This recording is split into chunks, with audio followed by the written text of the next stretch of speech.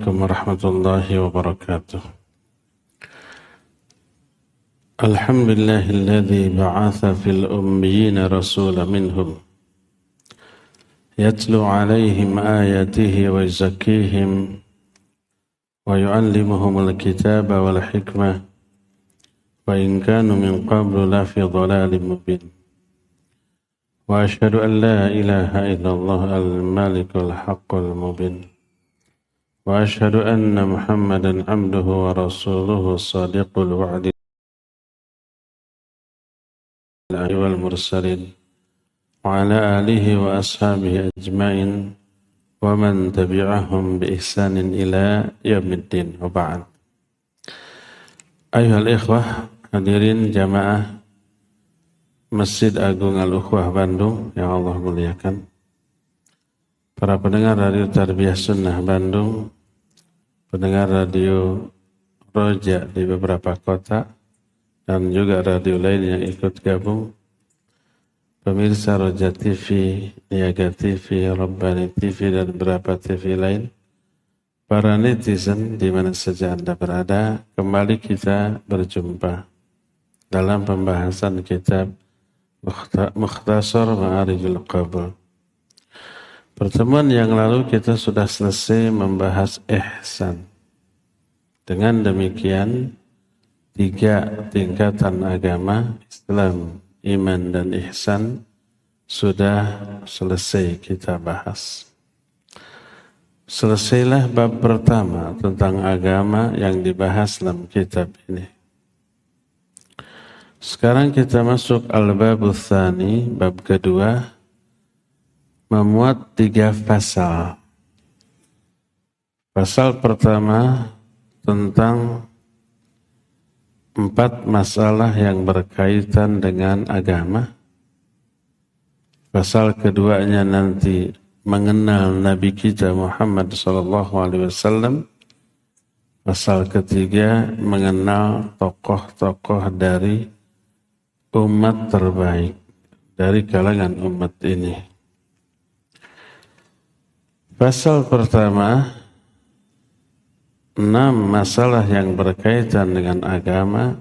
Pertama, tentang pasang surutnya keimanan. Pasal kedua, berbeda-bedanya tingkatan iman setiap orang. Pasal ketiga, status orang fasik, ahli maksiat di kalangan kaum muslimin. Pasal kelimanya, orang fasik atau ahli maksiat di kalangan kaum mukminin, bagaimana, apakah mereka itu kelak diazab dulu ataukah tidak? Kalau diazab apakah abadi ataukah tidak? Akan ada bahasan. Yang keenamnya bab tentang taubat. Inilah 6 pasal di dalam bab kedua ini. Kita akan bahas satu-satu. Pertama, iman itu bertambah dan berkurang. Kadang pasang, kadang surut.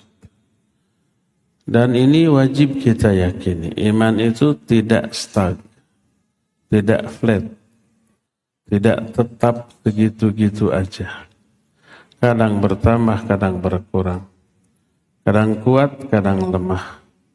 Selain kita merasakan itu dalam kehidupan kita, juga Al-Quran, hadis, ucapan para sahabat, penjelasan para ulama ahlu sunnah, semua menyatakan bahwa iman itu ada pasangnya, ada surutnya, ada bertambahnya, ada berkurangnya. Oleh karena itu Imam Bukhari dalam kitab Sahih Bukhari, Kitabul Iman, mencantumkan salah satu judul bab ketika membahas Bunyal Islam ala khamsin. Islam itu dibangun di atas 5 rukun. Lalu kata Imam Bukhari, wa huwa qaulun wa fi'lun yazidu wa yanqus. Iman itu ucapan dan amalan, bisa bertambah, bisa berkurang. Lalu mengutip beberapa ayat dalam Al-Quran yang menunjukkan iman bisa bertambah. Pertama surah Al-Fat ayat yang keempat. Walladzi anzala sakinata fi qulubil mu'minin liyazdadu imanan ma'a imanihim. Allah lah yang telah menurunkan sakinah, ketentraman jiwa, ketenangan batin kepada hati orang-orang mukmin untuk menambah iman mereka dari iman yang sudah ada sebelum. Ini menunjukkan iman ada bertambah. Kalau bisa bertambah, pasti juga bisa berkurang. Surah Al-Kahfi ayat 13 Allah menyatakan, wazadanahum huda, kami tambah kepada mereka hidayah. Begitu hidayah oleh Allah ditambah, imannya naik.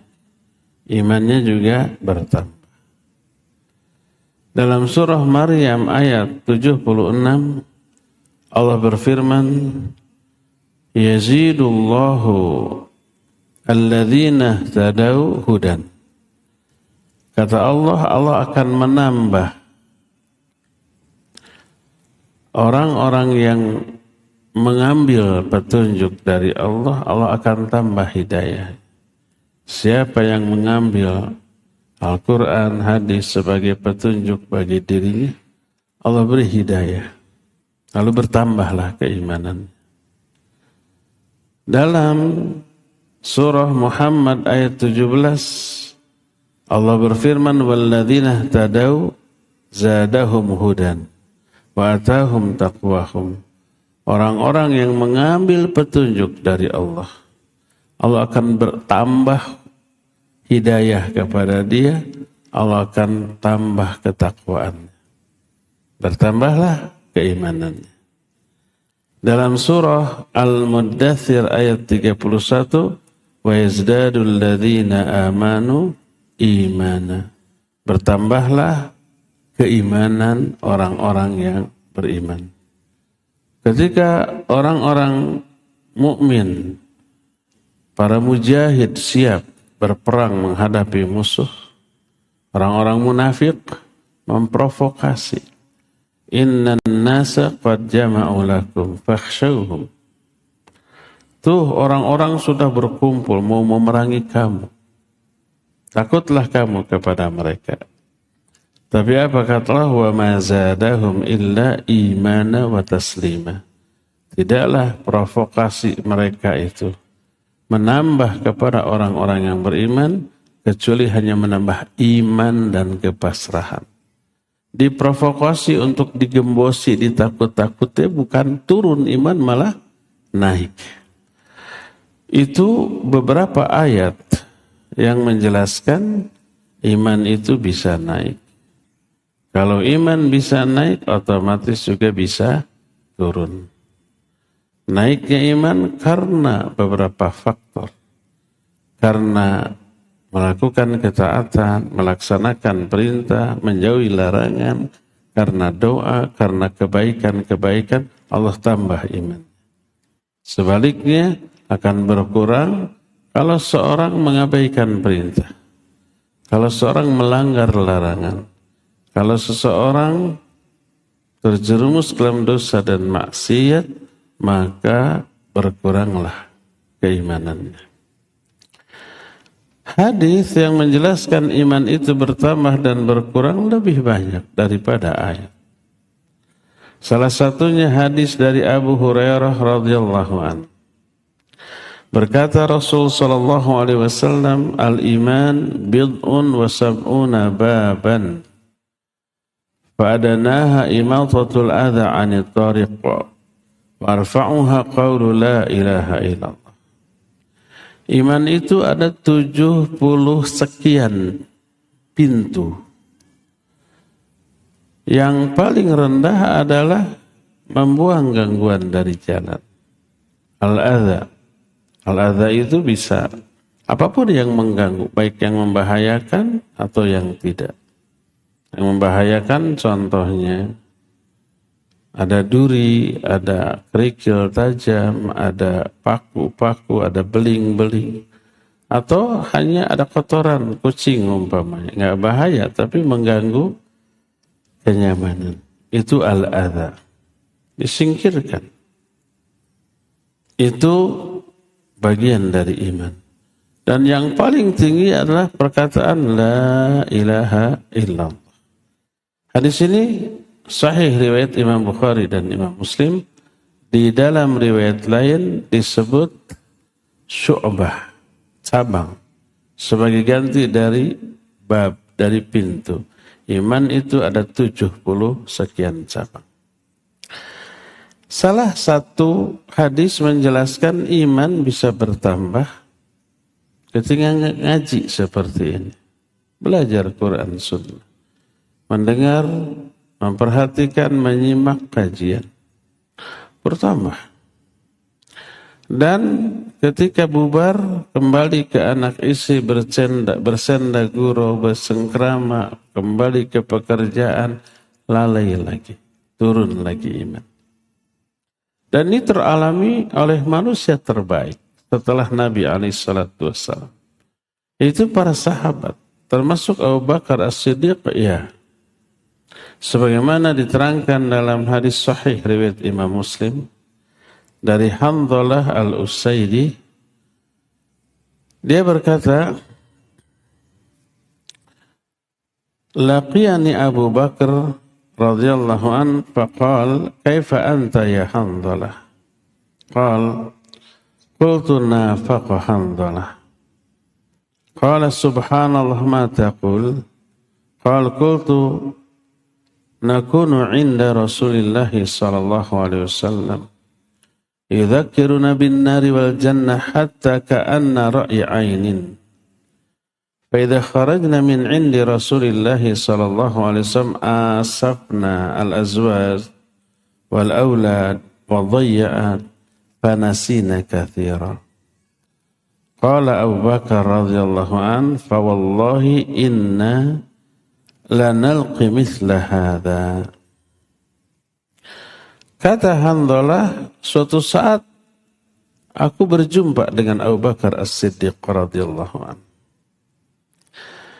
Lalu Abu Bakar bertanya, bagaimana kabarmu wahai Handhalah?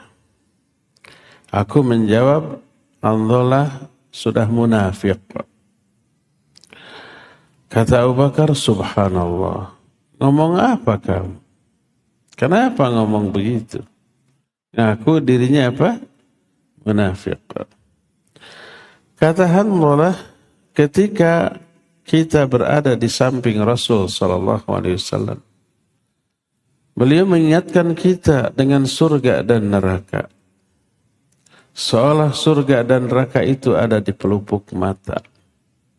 Kadang-kadang para sahabat itu menangis sampai sesegukan, sampai kedua telapak tangannya ditutupkan ke wajahnya menahan tangisan ketika Nabi SAW menjelaskan tentang surga dan neraka. Jadi kata Handhalah, ketika Nabi SAW mengingatkan kita dengan surga dan neraka, seolah-olah surga dan neraka ada di pelupuk mata. Imannya naik. Ketika kita keluar dari majlis Rasul SAW, kembali kepada anak-anak dan istri, bersenda gurau, bercengkrama dengan mereka, kembali ke rutinitas harian, kami pun lalai lagi, turun lagi. Makanya munafik Handhalah, gitu kata Handhalah. Apa kata Abu Bakar As-Siddiq radhiyallahu an? Demi Allah, aku pun mengalami seperti yang kamu alami. Horeng semana horeng, ternyata Abu Bakar pun begitu. Fantalaqtu ana wa Abu Bakrin hatta dakhalna ala Rasulillah sallallahu alaihi wasallam.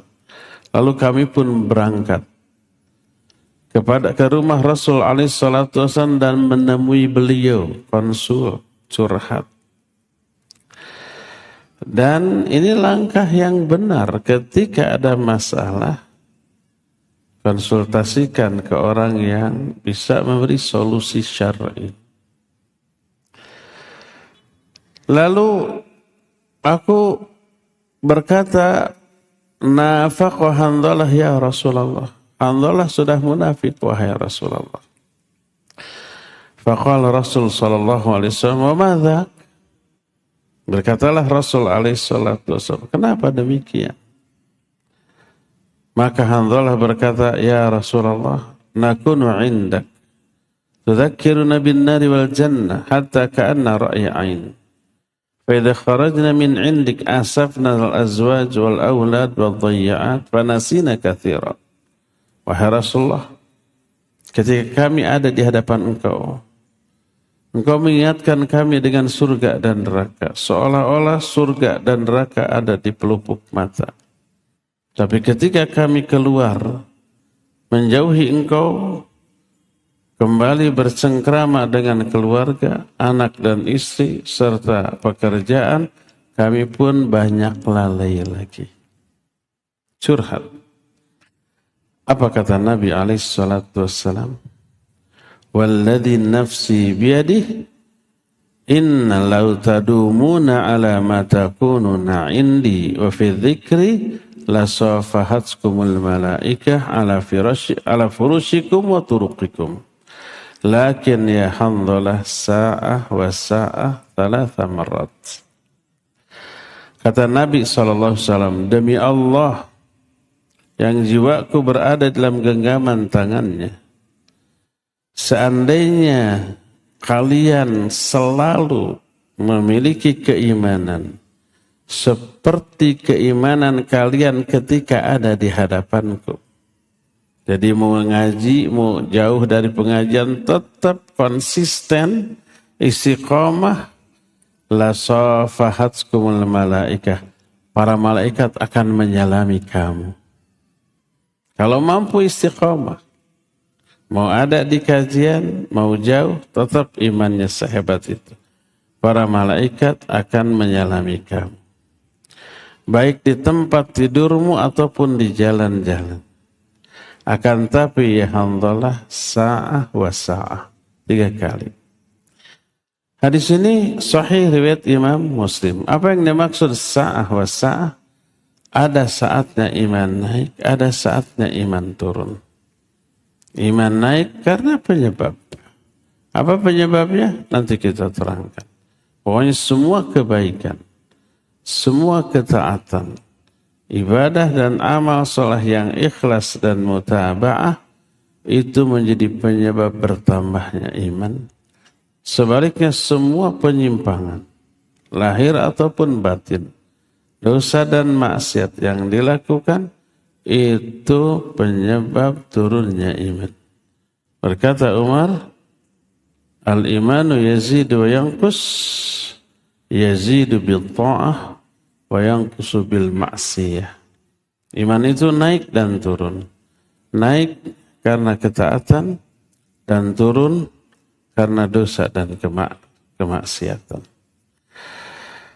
Nah, berdasarkan hal itu sudah menjadi ijma di kalangan ulama ahlus sunnah bahwa pertama, iman itu berupa ucapan dan perbuatan.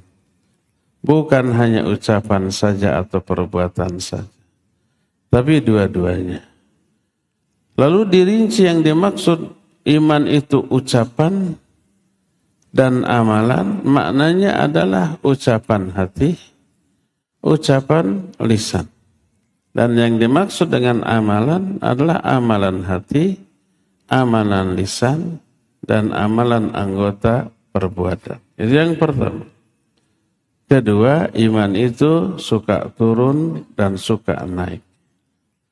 Kalau orang yang lalai dari zikir kepada Allah di masa-masa fatrah, di masa senggang, lagi rileks, lagi santai, dia kosong dari zikir, tidak dipakai baca Quran, berdoa, berzikir atau yang sejenisnya, maka itu mengakibatkan turun imannya, apalagi kalau masa-masa kosong ini diisi dengan dosa dan maksiat, maka dipastikan lebih berkurang lagi. Ya, inilah poin pertama yang menyatakan iman ini tidak tetap. Kadang pasang, kadang surut.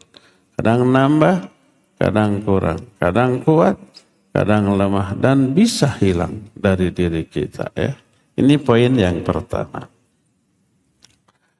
Poin yang kedua.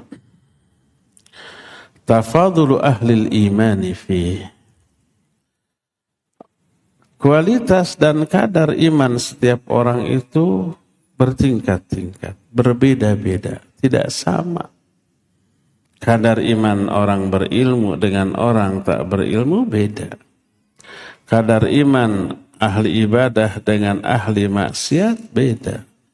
Kadar iman orang yang ibadahnya rajin dengan orang yang agak malas berbeda. Dan perbedaan iman ini dijelaskan oleh Allah dalam ayat dan hadis-hadis yang sahih. Dan inilah yang mempengaruhi nasib orang itu di alam kubur dan di akhirat. Makanya kenapa Allah ciptakan surga dengan tingkatan yang berbeda-beda. Juga Allah ciptakan neraka dengan tingkatan yang berbeda-beda. Surga itu tidak hanya satu level, tapi banyak, sesuai dengan kualitas ibadah dan amal soleh yang dilakukan oleh orang. Tak adil kalau ini ibadahnya hebat, ini ibadahnya setengahnya, ini ibadahnya asal-asalan. Semuanya masuk surga di level yang sama. Nggak adil ya. Kita saja di dunia bekerja, antara gaji tukang cleaning service dengan direktur beda, GM beda, manajer beda, terus sampai ke bawah, sampai ke operator OB, sampai ke satpam cleaning service beda. Karena apa? Skillnya, kualitasnya berbeda, kerjaannya berbeda, maka balasannya berbeda. Apalagi Allah Azza wa Jalla yang maha adil.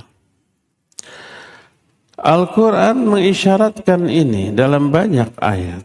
Di antaranya, dalam surah Fatir 32 Allah menyatakan,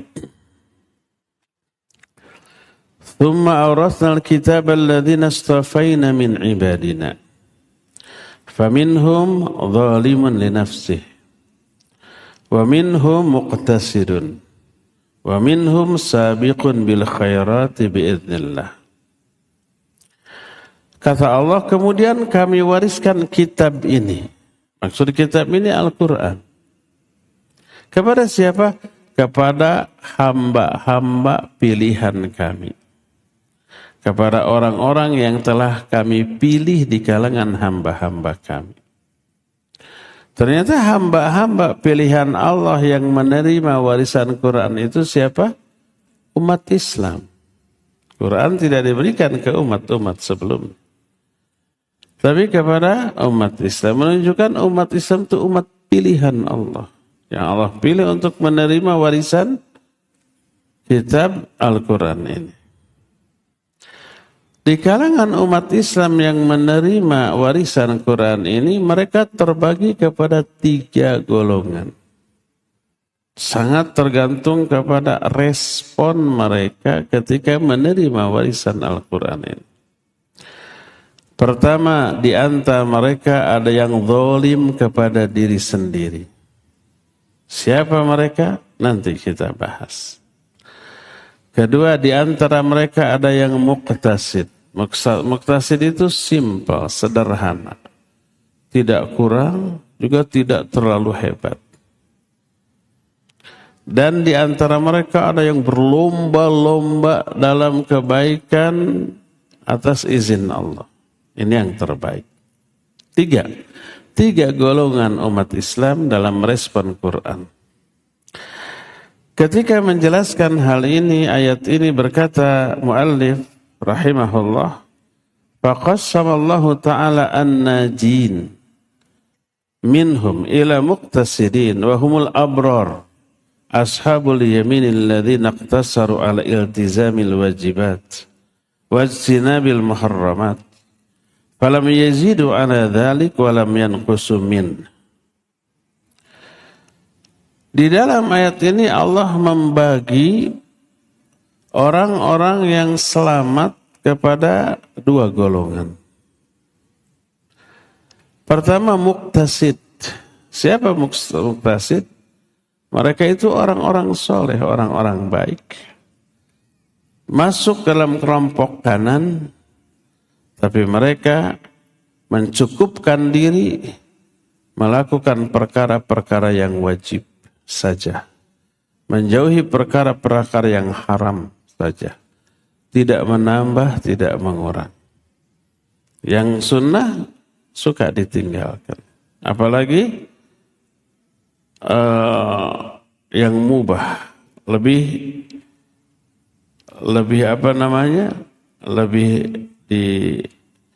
kadang-kadang dilakukan yang mubah, yang sunnah ditinggalkan, tapi yang wajib dia laksanakan. Itulah muqtasid. Yang kedua, sabiqun bil khairat. Orang yang berlomba-lomba dalam kebaikan. Humul muqarrabun alladzina taqarrabu ilaihi bin nawafil ba'dal fara'id. Wa taraku ma la ba'sa bihi khaufan mimma bihi ba's. Kedua, orang yang berlomba dalam kebaikan, merekalah orang-orang yang bertaqarrub, mendekatkan diri kepada Allah dengan amalan-amalan sunnah seusai yang fardu. Fardu kalaku, sunnah kalampa. Yang fardu dilakukan, yang sunnah dilaksanakan. Dan mereka meninggalkan perkara-perkara yang makruh karena khawatir terjerumus ke dalam perkara yang haram. Ini yang disebut dengan sabiqun bil khairat. Tidak hanya yang fardu saja, tapi juga yang sunnah. Tidak hanya meninggalkan yang haram, tapi yang makruh pun ditinggalkan. Itu dua kelompok yang selamat dari kalangan orang-orang Islam yang menerima warisan Al-Quran karena benarnya respon dan sikap mereka ketika menerima Al-Quran. Wa amma adh-dhalimu li nafsihi fa fil muradi bihi anis salafi shalih qaulan.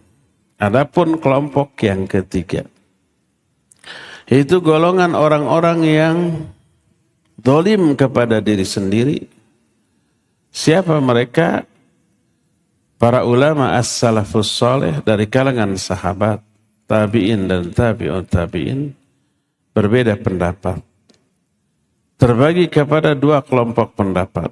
Yang pertama, yang dimaksud zalim kepada diri sendiri itu adalah orang-orang kafir. Orang kafir diberi Al-Quran. Tapi menolak, itu zalim kepada diri sendiri. Kenapa dianggap zalim kepada diri sendiri? Sebab penolakan itu membinasakan dirinya. Penolakan itu mencelakakan dirinya, akan kena azab. Makanya kekufuran adalah kezaliman. Wal kafiruna humul zalimun. Orang-orang yang kafir itu mereka orang-orang yang zalim. Minimal zalim kepada diri sendiri, maksimalnya zalim juga kepada orang lain. Dan tiga kelompok ini, pertama orang yang muqtasid, kedua sabiqun bil khairat, yang ketiga yang zalim kepada diri sendiri itu orang kafir. Itulah yang juga diterangkan dalam Al-Quran surah Al-Waqi'ah mulai ayat 7 sampai ayat 11. Kata Allah, wa kuntum azwajan thalatha fa ashabul yamin ma ashabul yamin wa ashabus shimal ma ashabus shimal was-sabiqun ulaikal muqarrabun. Kata Allah dalam Al-Waqiah, surah Al-Waqiah maknanya surah Qiyamah. Ya, idza waqa'atil waqiah. Terus nanti setelah terjadi kiamat, fakuntum azwajan thalathah. Kalian terbagi kepada 3 kelompok. Kelompok pertama ashabul yamin, kelompok kanan. Inilah yang muqtasid. Ya. Yang kedua ashabus shimal, kelompok kiri. Siapa kelompok kiri? Inilah yang zalimun li nafsi. Yang zalim kepada diri sendiri. Yang ketiga was-sabiqunas sabiqun, orang yang berlomba-lomba dalam kebaikan. Ulaikal muqarrabun, mereka lah orang yang selalu mendekatkan diri kepada Allah. Mereka lah yang tadi. Yang ketiga sabiqun bil khairat biiznillah, ya. Nah, lalu di akhir surah Al-Waqiah ayat 88 sampai 94 dirinci lagi, kata Allah, fa amma in kana minal muqarrabin farauhun wa rauhanun wa jannatun naim. Adapun orang yang didekatkan kepada Allah, yang berlomba-lomba dalam kebaikan, mereka berada dalam kebahagiaan, kenikmatan atau kenyamanan, dan surga yang penuh kenikmatan. Ini yang terbaik. Wa amma in kana min ashabil yamin fasalamun laka min ashabil yamin. Adapun kalau dia termasuk kelompok kanan, maka keselamatanlah bagi kelompok-kelompok kanan. Selamat dari azab. Mereka memperoleh nikmat surga. Kualitas kenikmatan di bawah yang tadi. Nah, yang terakhir. Wa amma in kana minal mukadzibin adh-dhallin fanuzulum min hamim wa tasliyatu jahim. Adapun orang-orang kelompok ketiga, yaitu orang-orang yang mendustakan dan sesat, berarti kafir.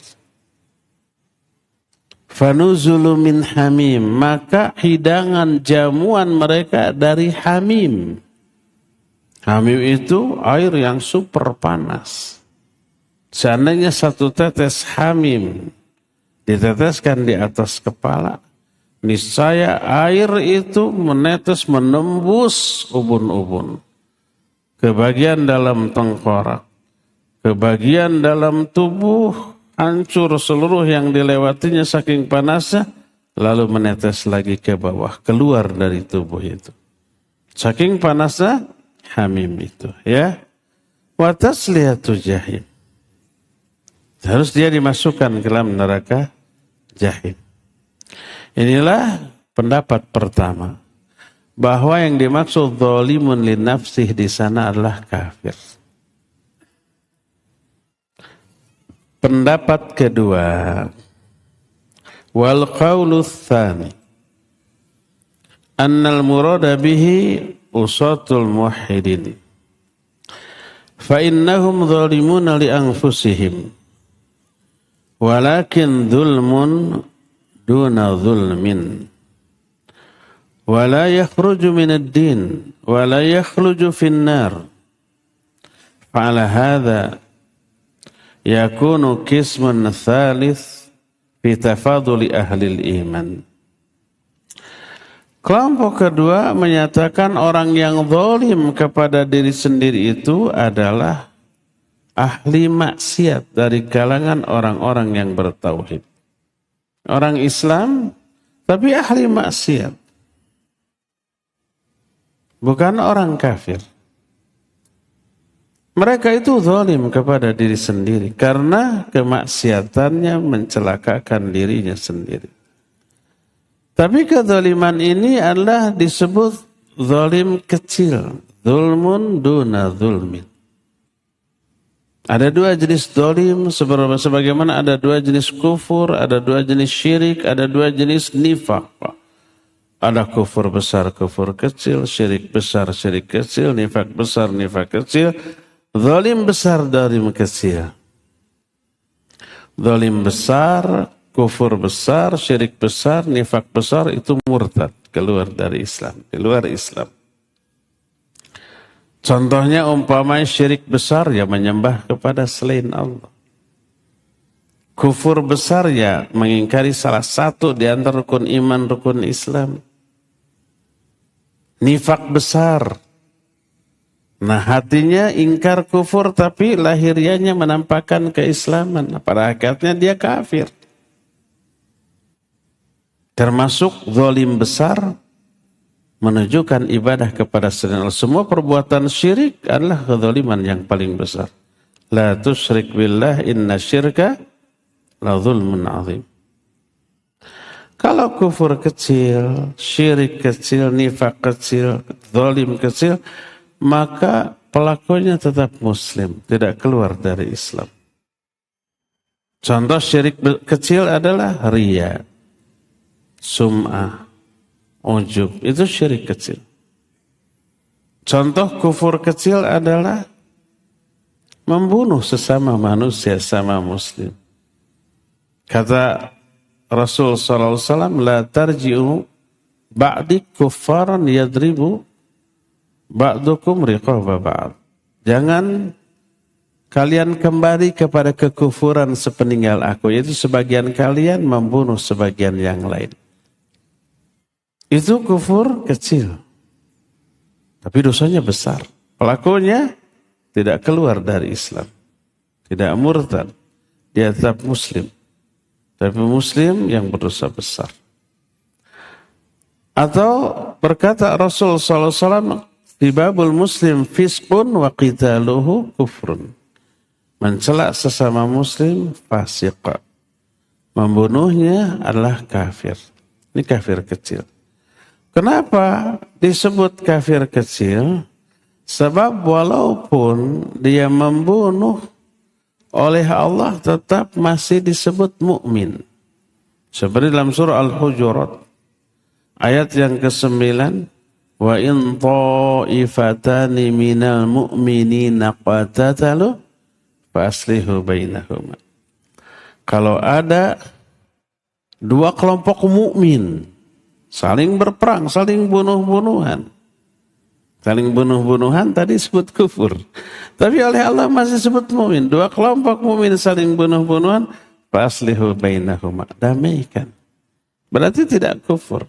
Kufur dalam hadis tadi disebut kufur kecil. Kufrun duna kufrin. Ya. Demikian juga Nabi SAW bersabda, "Idzal taqal muslimani bisayfayhima fal qatil wal maqtul finnar." Bila ada dua orang muslim, disebut muslim, saling berjumpa dengan membawa pedangnya masing-masing, saling bunuh, maka baik yang membunuh ataupun yang dibunuh, dua-duanya masuk ke dalam neraka. Pelaku masuk ke dalam neraka, korbannya masuk juga, dua-duanya masuk neraka. Tapi karena masih disebut muslim, maka tidak akan kekal abadi selama-lamanya di neraka. Tapi terancam dengan neraka, ya. Seorang sahabat bertanya, "Hadzal qatil, wa ma balul maqtul?" Wahai Rasulullah, orang yang membunuh layak masuk neraka. Kenapa yang dibunuh juga masuk neraka? Kata Nabi SAW, li'annahu kana harisun ala qatli sahibihi. Karena dia pun tadinya berupaya bersungguh-sungguh untuk membunuh lawannya. Sudah ada ikhtiar, cuma gak kesampaian karena lawannya licin. Lincah, jagoan. Dibacok, ditangkis, ditusuk, dihindarkan. Pas mau ngebacok lagi, bers keduluan gitu. Sudah ada ikhtiar. Maka dua-duanya masuk neraka. Tapi karena dua-duanya masih disebut muslim walaupun saling bunuh, maka statusnya tetap Islam dan ke nerakanya hanya sebatas sesuai dengan kadar dosa pembunuhan yang dilakukan. Nah, itulah termasuk perbuatan zalim. Ada zalim besar, zalim kecil. Seluruh perbuatan maksiat yang dilakukan oleh orang muslim adalah zalim kecil. Dia berbohong, zalim kepada diri sendiri dan orang lain. Orang lain dirugikan dengan bohongnya.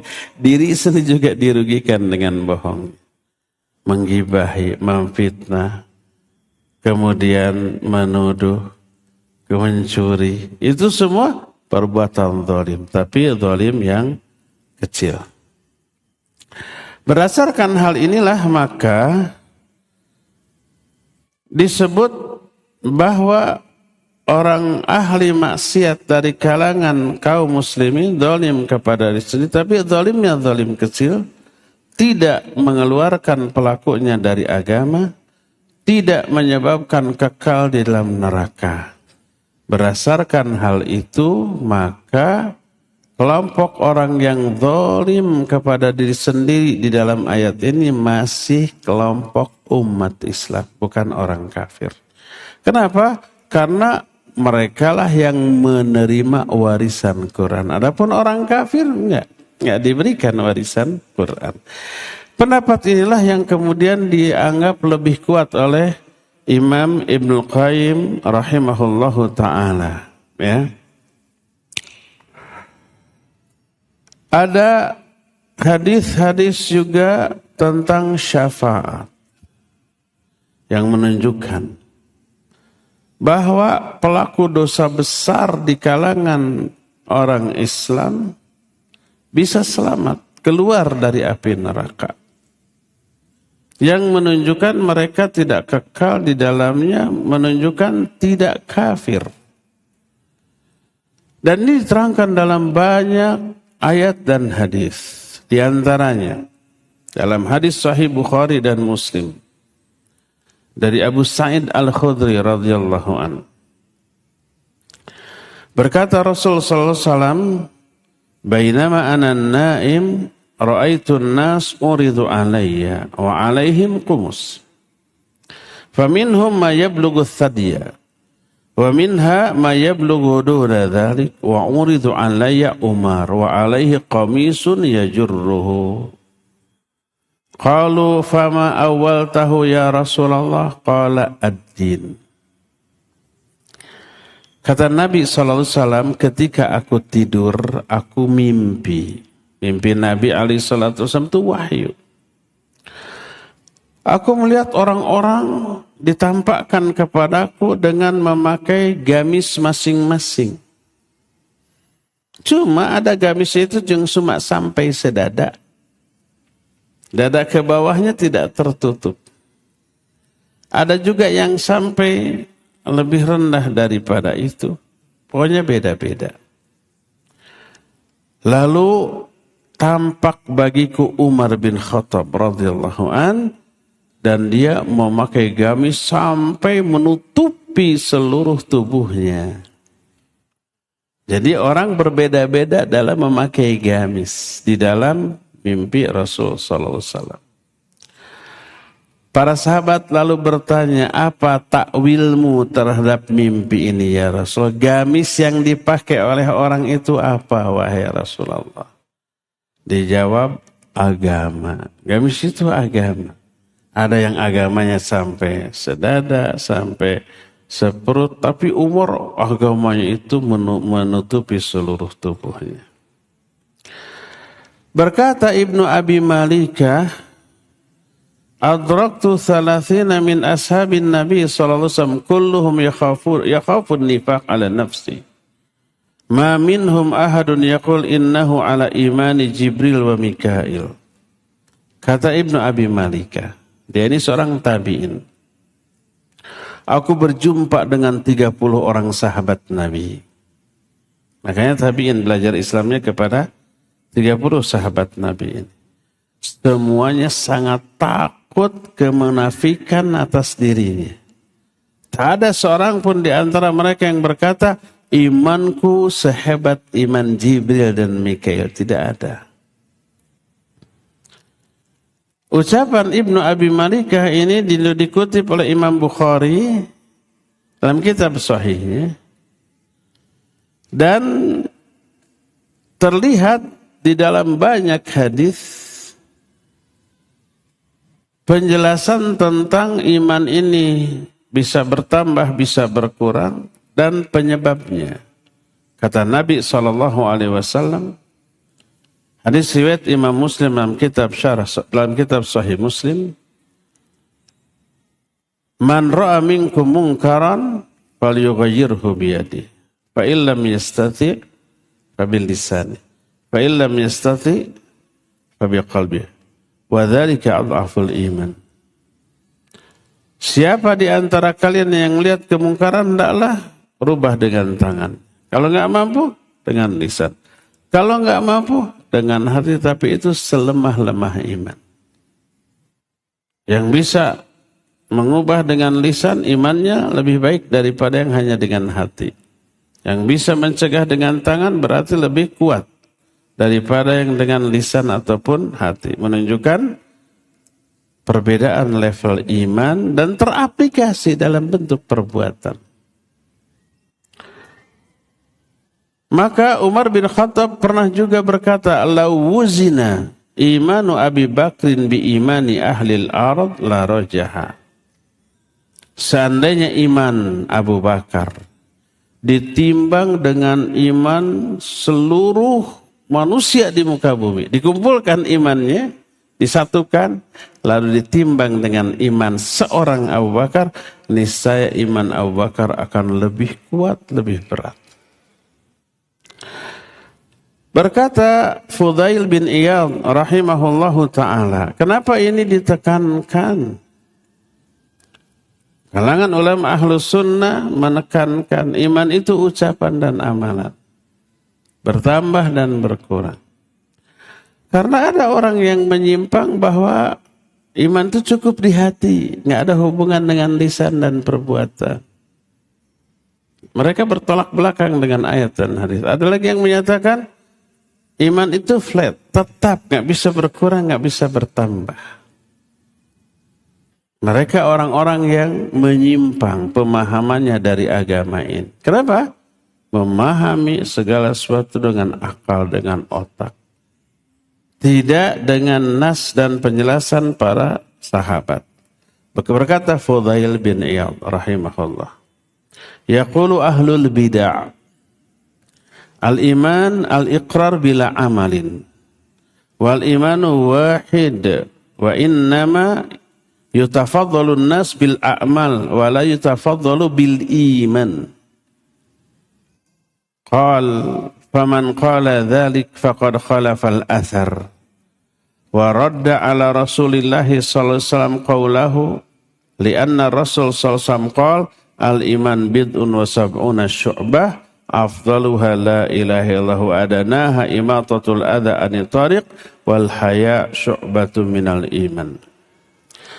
Kata Fudail bin Iyad, telah berkata ahlul bid'ah dari kalangan Mu'tazilah dan Jahmiyah yang taqdimul aql anin naql, mendahulukan akal daripada wahyu. Kata para ahlul bid'ah, iman itu cukup ikrar dalam hati, meyakini dalam hati walaupun tanpa amalan. Iman itu satu, semua iman manusia sama. Orang hanya dianggap lebih utama karena amalnya, bukan karena iman. Mereka enggak mikir amal itu juga karena iman. Itu kata ahlul bidah. Lalu Fudail mengomentari, siapa yang berkata demikian berarti dia telah menyelisihi athar. Athar itu hadis-hadis yang sahih riwayat dari Nabi SAW. Karena Nabi SAW membantah omongan mereka. Hadis Nabi SAW bertolak belakang dengan keyakinan mereka. Ayat hadis jelas, iman itu bertambah berkurang. Iman itu ucapan, amalan, dan keyakinan. Itu banyak. Salah satunya Nabi SAW menyatakan iman ada 70 sekian cabang. Paling tinggi la ilaha illallah, paling rendah membuang gangguan dari jalan, dan rasa malu salah satu cabang dari keimanan. Hadis ini sahih riwayat Imam Bukhari dan Imam Muslim. Salah satu dalil dari hadis yang menjelaskan iman orang-orang itu berbeda-beda adalah ucapan Hudzaifah al-Yamani dalam riwayat Ibnu Abi Asim dalam kitab As-Sunnah. Berkata Hudzaifah, "Al-qulubu arba'atun. Qalbun ajrad, ka'annahu fihi sirajun yazhar. Fadzalika qalbul mu'min. Wa qalbun aghlaf, fadzalika qalbul kafir. Wa qalbul musaffah, wa fadzalika qalbul munafiq. Wa qalbun fihi imanun wa nifaqun. Mithlul imani fihi, mathalul imani fihi kamathalis syajarah yasqiha ma'un tayyib. Wa mathalun nifaq fihi kamathali qurha yamudduha qayh wa dam. Fa ayyuhuma ghalaba alaihi ghalabahu." Hati itu ada 4 macam. Kita lihat hati kita termasuk jenis yang mana nih. Pertama, hati yang bersih. Seolah-olah di dalamnya ada lampu yang bersinar, terang. Itulah hati orang mukmin. Yang kedua, hati yang tertutup. Itulah hati orang kafir. Khatamallahu ala qulubihim. Allah menutup hati-hati mereka. Ini orang-orang kafir. Yang ketiga, hati yang musaffah. Maknanya yang mampu menampung 2 kondisi atau keadaan. Kadang iman, kadang kufur. Dan itulah hati orang-orang munafik. Dan hati yang di dalamnya ada iman dan ada munafik. Perumpamaan kadar iman dalam hati orang itu seperti pohon yang terkena siraman air. Maka ketika terkena siraman air, pohon imannya tumbuh besar sehingga dia dominan. Tapi sebaliknya, adapun bagian hati yang penuh kemunafikan seperti luka yang tambah parah dengan adanya nanah dan darah. Mana saja di antara 2 jenis kondisi dalam satu hati ini yang lebih dominan, dialah yang akan menguasai hati tersebut. Ini sangat bergantung kepada lingkungan, kawan, termasuk juga amaliah dia, ya. Makanya perhatikan dengan siapa kita berkawan. Agama kita sangat dipengaruhi oleh kawan dan lingkungan pergaulan. Al-mar'u 'ala dini khalili falyanzur ahadukum may khalil. Seperti orang hatinya ada iman, ada munafik.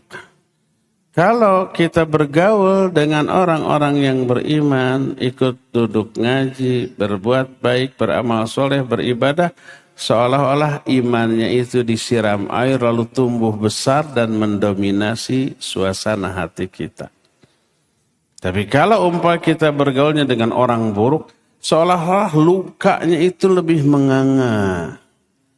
Darah nanahnya lebih mendominasi, mempersempit areal keimanannya, akhirnya lebih dominan kemunafikannya dan menguasai hatinya. Nah, ketika menjelaskan riwayat ini berkata mu'alif wal maqsudu bayanun anna an-nas mutawafituna fid din bitawafutil iman fi qulubihim. Bal wallahi yatawafatuna wa yatafadhaluna fi amalin wahid ya'maluhu kulluhum fi anin wahid wa fi makanin wahid Maksud dari hadis ini adalah menjelaskan bahwa manusia itu berbeda-beda dalam hal agama, dalam hal iman yang terdapat dalam hati mereka. Perbedaan jenis hati ini menunjukkan perbedaan iman mereka. Bahkan walaupun orang-orang yang hatinya berbeda-beda tersebut melakukan satu amalan yang sama, di waktu yang sama, di tempat yang sama, melakukan amalan yang sama, tapi kondisi hatinya berbeda, maka kualitas ibadahnya juga jauh berbeda. Pahalanya jauh berbeda. Umpama sholat berjamaah, ratusan orang, imamnya satu, sholatnya sama, asar atau maghrib, yang dibaca sama, gerakannya sama, rukunya sama, sujudnya sama, berdirinya, doanya semuanya sama, gerakan-gerakannya sama, diamnya semuanya sama. Apakah pahalanya sama? Tidak.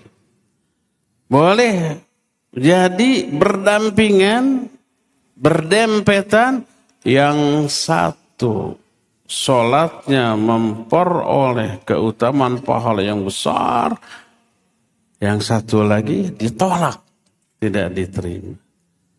Siapa yang memperoleh pahala yang besar? Dia yang layak diterima dari segi niat ikhlas. Tidak ada riya. Tidak ada tendensi duniawi dengan sholatnya. Terus khusyuk, tidak melamun, tidak ingat urusan dunia. Gerakannya mutabah, mengikuti contoh dari Rasul sallallahu alaihi wasallam. Dan seterusnya.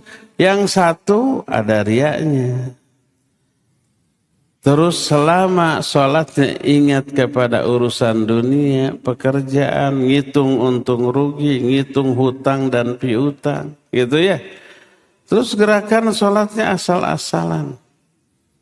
Mau benar, mau tidak, mau dicontohkan atau tidak oleh Nabi SAW, tidak peduli bagaimana dia angkat tangan, bagaimana dia sedekah, bagaimana dia ruku, bagaimana dia sujud, kurang terperhatikan. Karena kurangnya perhatian dia terhadap sunnah Nabi SAW dalam hal sholat.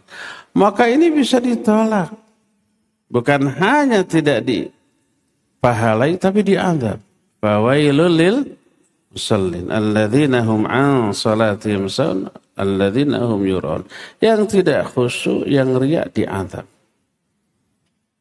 Apa yang membedakan? Padahal amalannya sama. Sama-sama sholat di waktu yang sama, di tempat yang sama, oleh imam yang sama, gerakannya, bacaannya semua sama. Kenapa balasannya berbeda? Tergantung kualitas dan keadaan iman yang dimiliki oleh orang tersebut. Ya, inilah poin yang kedua, bahwa iman setiap manusia berbeda-beda. Insyaallah poin ketiga dan seterusnya akan kita lanjutkan di hari Jumat yang akan datang. Untuk sore hari ini cukup sampai di sini, dan kita masih punya sisa waktu untuk bertanya jawab kepada Abu Lukman di studio radio Roja Cilengsi. Dipersilakan untuk memandu tanya jawab dengan pendengar dan pemirsa. Wa sallallahu ala nabiyina Muhammadin wa ala alihi wa wasallam. Mangga. Jazakallahu khairan menyampaikan dari dalam sendiri yang telah kita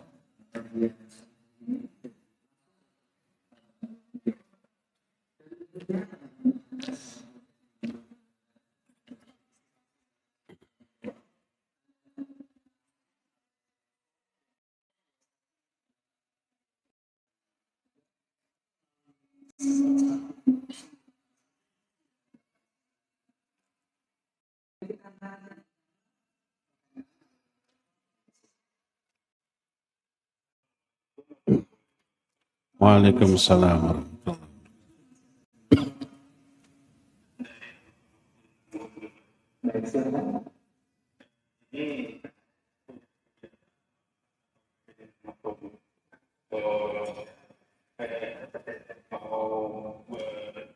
itu berbadan itu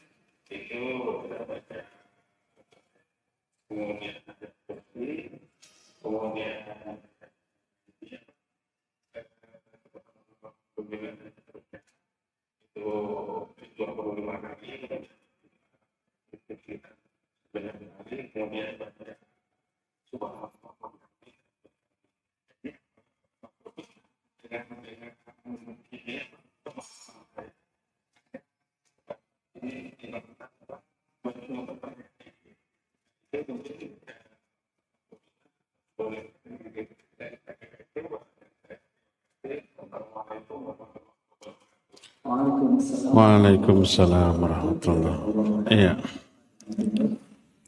Baik, barakallahu fiik. Iya. Sebelum kita tidur, kita disunnahkan banyak berzikir. Salah satu zikirnya membaca beberapa ayat. Ya, disunnahkan sebelum kita tidur baca Al-Fatihah. Baca ayat kursi. Baca Qulhu Al-Falaq An-Nas, ya. Boleh dibaca 2 ayat terakhir dari surah Al-Baqarah, bagus. Boleh dibaca surah Al-Mulk sebelum tidur, bagus, boleh, enggak apa-apa. Nah, termasuk beberapa zikir, la ilaha illallah wahdahu la syarikalah lahul mulku wal hamdu wa ala kulli syai'in qadir 100 kali atau lebih, bagus. Termasuk tasbih, tahmid dan takbir. Ya, dalam satu riwayat 10 kali, 11 kali, 25 kali, sebelum tidur 33 kali, tidak hanya ba'da sholat. Ya, itu dibolehkan sunnah. Dalil tentang hal ini ada dan sahih, dan mengamalkannya termasuk mengamalkan sunnah, dan tidak termasuk terjerumus ke dalam kebidahan, tidak. Ya, itu kebiasaan baik, silakan Pak dilanjut. Semoga itu akan menjadi kebiasaan yang terus dilakukan sampai akhir hayat, ya. Wallahu a'lam bissawab. Silakan lagi Adir.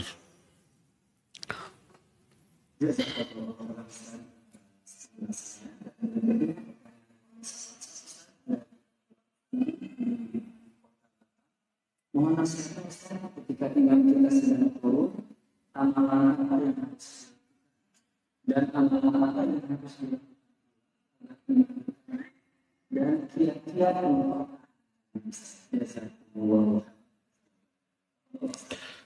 Baik, wa jazakallahu khairan. Ketika iman kita turun, apa yang harus kita lakukan? Pertama, yakinilah bahwa kita sudah melakukan dosa atau maksiat. Apa dosa maksiatnya? Ada 2 kemungkinan. Kemungkinan pertama, kita mengabaikan kewajiban, mengabaikan perintah. Kemungkinan kedua, kita melanggar larangan. Manapun jenis dosa, di antara 2 dosa ini yang kita lakukan berakibat iman turun. Karena ini kemaksiatan. Al-iman yang qusu bil maksiyah. Iman itu akan turun karena kemaksiatan. Coba introspeksi, kelalaian apa, pelanggaran apa yang sudah kita lakukan sampai iman ini turun. Lalu tobatlah dari hal itu. Minta ampunan atas dosa dan kelalaian tersebut, ya. Tobatnya dalam bentuk menyesal, berhenti dari melakukan dosa tadi dan bertekad tidak mengulang kembali. Kalau dosa itu berkaitan dengan hak orang, mungkin kita pernah menggibahi orang, mungkin menghina orang, membuli orang, menyinggung orang lain, maka minta maaf, kembalikan hak itu kepada mereka, ya. Maka dengan hal itu terhapus dosa, terhapus azab, terhapus catatan, terhapus juga athar sayyi'ah minad dzunub, dampak buruk dari dosa. Seperti tadi turunnya iman akan berubah menjadi naik lagi, ya. Ini yang pertama. Kedua, bagaimana cara agar bisa meningkatkan iman? Pertama, iman bertambah pertama kali tumbuh karena ilmu. Pelajari ilmu Quran dan Sunnah, dijamin iman bakal naik. Itu yang pertama, ya. Yang keduanya, lakukan sebanyak mungkin kebaikan dan amal soleh. Dan lakukan semaksimal yang kita bisa agar diterima. Siapa orang yang melakukan ibadah amal soleh kemudian diterima oleh Allah, Allah akan balas dengan dinaikannya iman dia ketika itu. Sebagaimana ayat-ayat yang tadi sudah dijelaskan, Allah Azza wa Jalla berfirman, kata Allah, wa yazidullahu alladhina ihtadaw hudan. Allah akan memberikan hidayah kepada orang yang mengambil petunjuk dari Allah. Mempelajari ilmu diambil sebagai petunjuk untuk diamalkan. Maka Allah akan berikan hidayah, bertambahlah iman. Maka Imam Sufyan Ats-Tsauri rahimahullahu ta'ala menyatakan, innama yuta'allamul ilmu liyuttaqallahu bihi. Ilmu hanyalah dipelajari sebagai alat untuk bertakwa kepada Allah. Ilmu dipelajari untuk menambah iman. Ilmu kita pelajari untuk diyakini, diamalkan, bertambahlah iman kita. Dan Allah janji, wa yazidullahu alladhina ihtadaw hudan. Allah akan menambah hidayah kepada orang yang mengambil petunjuk dariku. Itu tadi surah Maryam ayat 76. Juga dalam surah Muhammad 17, walladzina ihtadaw zadahum hudan wa atahum taqwahum.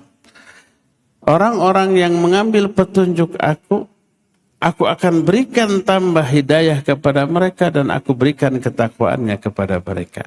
Ya. Dan banyak lagi ayat yang lainnya yang menunjukkan iman bertambah karena ilmu. Kedua, cari rahmat Allah. Di mana cara mencari rahmat Allah? Banyak. Baca Quran, itu mengundang turunnya rahmat Allah. Hadir di majelis kajian seperti ini, itu mengundang turunnya rahmat Allah. Majtama'a qaumun fi baitin min buyutillah yatsluna kitab Allah yatadarasuna fima bainahum illa salah satunya ghasyiyatuhumur rahmah.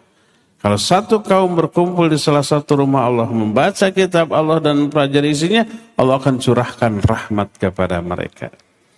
Kalau rahmat sudah tercurah, imannya bertambah. Allah berfirman dalam surah Al-Fat ayat yang keempat tadi, "Walladzi anzala as-sakinata fi qulubil mu'minin liyazdadu imanan ma'a imanihim."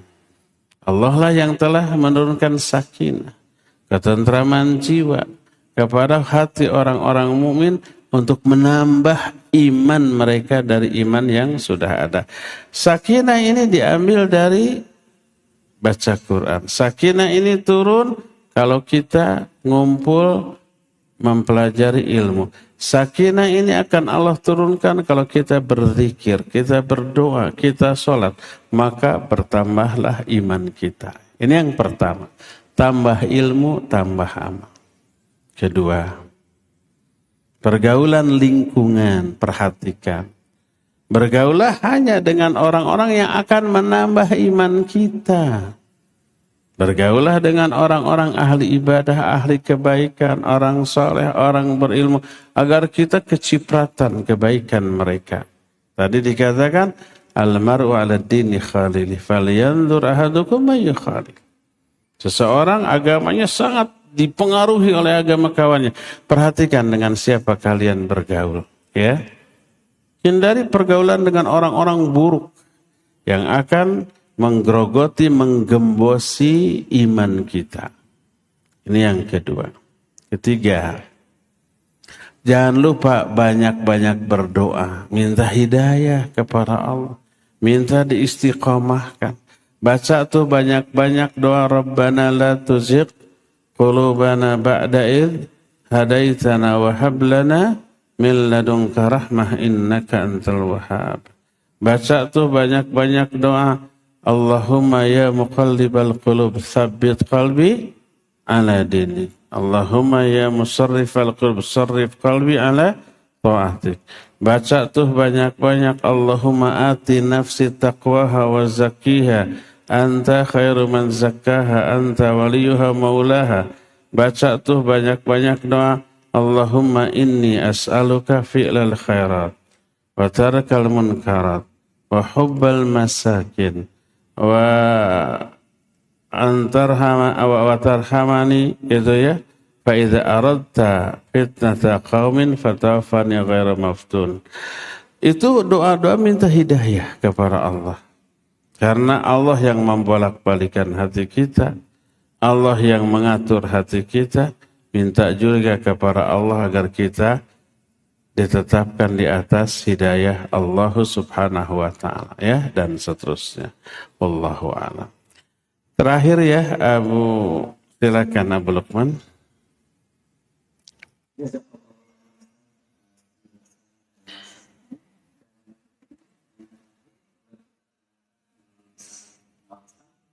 Dari masalah saya seorang istri dan saudara satu tahun tetapi saya masih diberi nafkah dan komunikasi yang terjadi hanya sekedar.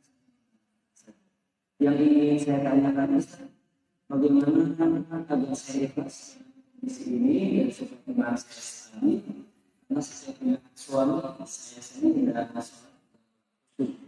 Walaupun saya bagaimana sudah diingatkan Islam, dirikan zikir pagi, baca saya kira ini baru selesai.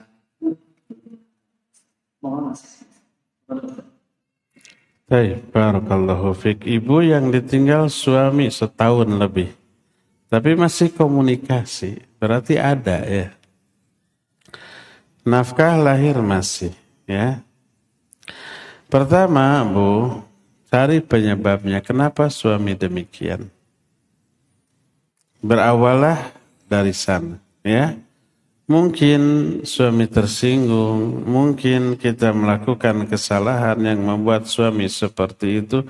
Coba akui salah, minta maaf. Rayu suami untuk kembali, ya. Bilang, saya harus bagaimana agar engkau kembali. Kalau saya ada salah, tunjukkan salahnya, saya akan tobat dan akan berubah. Kalau ada sesuatu dari saya yang tidak disukai, beritahu saya akan rubah menjadi sesuatu yang engkau sukai. Pokoknya ngegombal sajalah, ya. Itu yang pertama. Kalau sudah begitu, insya Allah masa suami gitu terus, mudah-mudahan luluh, ya. Kedua, bukan harus ikhlas, tapi sabar. Kalau ibu mau sabar di dalam kondisi seperti itu, silakan. Tapi kalau tidak sabar, dalam arti banyak kebutuhan pokok yang tidak terpenuhi, seperti nafkah batin dan seterusnya, ya. Kalau umpamanya ada yang tidak terpenuhi dari hak ibu seperti nafkah batin dan tidak rela, boleh mengajukan gugat cerai. Kemana? Ya udah ke pengadilan agama, minta khulu. Nanti pengadilan akan manggil suaminya untuk sidang.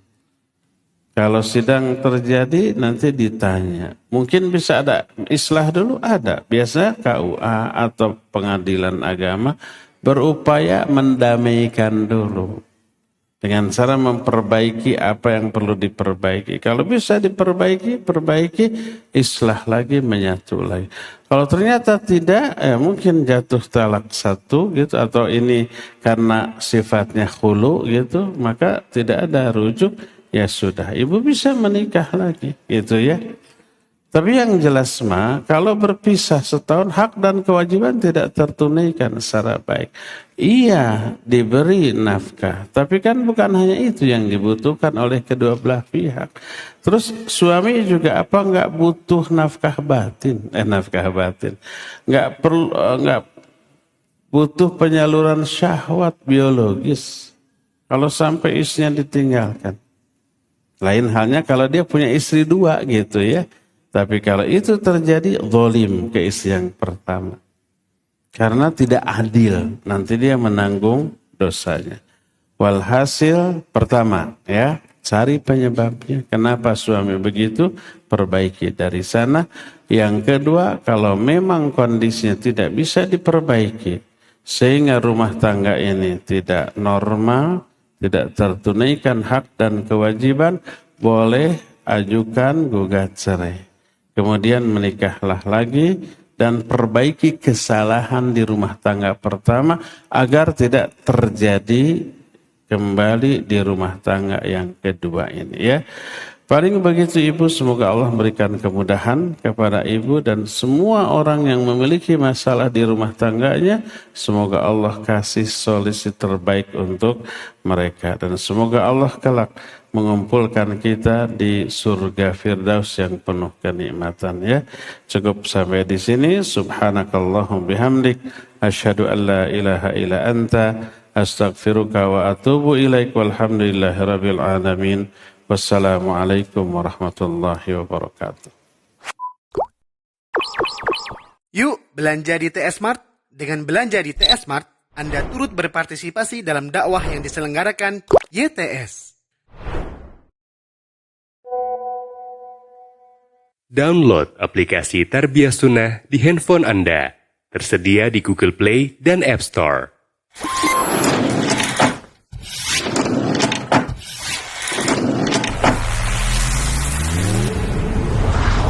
Tarbiyah Sunnah Channel. Lillah, nyunnah, merenah.